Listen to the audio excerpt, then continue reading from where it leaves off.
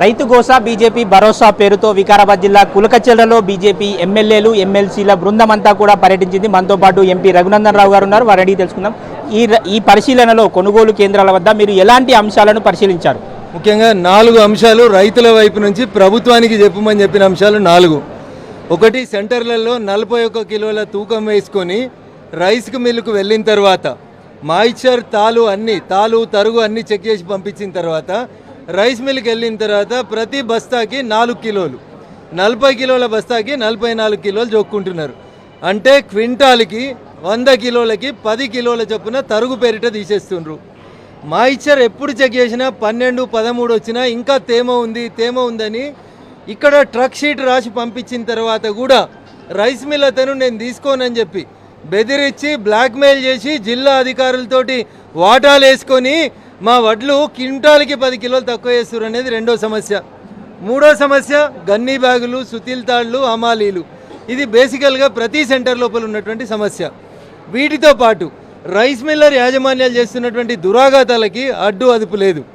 District civil supply ఆఫీసర్లు ఎవ్వరు కూడా రైస్ మిల్ లోపల 4 గంటల కంటే ఎందుకు ఎక్కువ లారీ ఆగుతుంది అని అడిగే స్థితి లోపల ఒక జిల్లా అధికారి లేడు. కలెక్టర్లు స్పందించారు, మంత్రులు కనబడరు.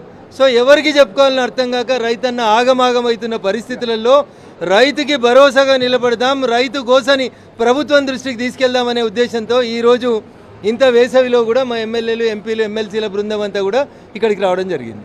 దిగుబడి ఎక్కువగా పెరిగిన నేపథ్యంలో కొనుగోలు కొంత ఆలస్యం జరుగుతుందని ప్రభుత్వం చెప్తుంది. అన్న, కాంగ్రెస్ పార్టీ ఎన్నికల కంటే ముందు మేనిఫెస్టో రాసింది. పండించిన ప్రతి గింజ కొంటాం, ఎంఎస్పి మీద వాళ్ళకి 500 రూపాయలు ఎక్కువ ఇస్తాం, సన్నొడ్లకి బోనస్ ఇస్తాం, తడిసి వాడికి అవి వేర్లు వచ్చినప్పటికి కూడా కొంటామన్నారు. ఏం చేస్తున్నారు ఇలా కాంగ్రెస్ పార్టీ? అకాల వర్షాలు వస్తే బీమా లేదు రైతులకి, రైతన్నకి బీమా కల్పిస్తామని చెప్పిండ్రు. ఆ రోజు పిసిసి ప్రెసిడెంట్ గారు రేవంత్ రెడ్డి గారు ఇచ్చిన మాటని నిలబెట్టుకోమని ఇలా రైతుల పక్షాన భారతీయ జనతా పార్టీ గ్రామాల్లో తిరగడం ప్రారంభించింది. ప్రభుత్వాన్ని చివరిగా మీరు ఏం డిమాండ్ చేయబోతున్నారు? అన్న, మార్కెట్లలో ఉన్నటువంటి ధాన్యంలో తాలు తరుగు అన్నీ తీసిన తర్వాత జోక్తురు కాబట్టి ఆ 41 కిలోల సంచిని యాజ్ ఇట్ ఈజ్గా రైస్ మిల్లర్లు మ్యాక్సిమం అంటే 6 గంటలు 8 గంటలు దించుకోవాలి.